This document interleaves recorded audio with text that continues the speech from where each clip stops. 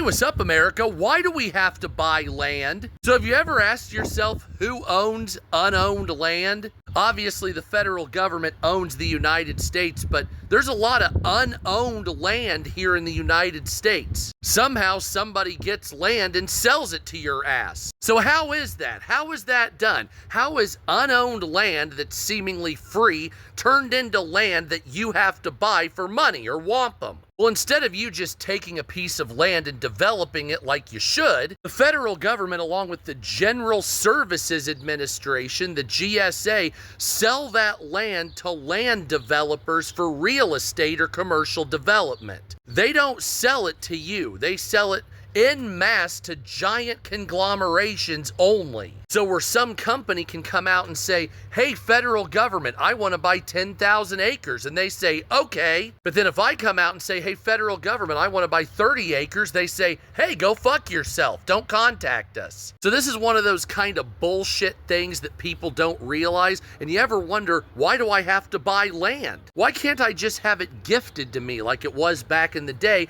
10, 20 acres, and we just go develop it? Well, that's because the federal government's a bunch of profiteering asswipes.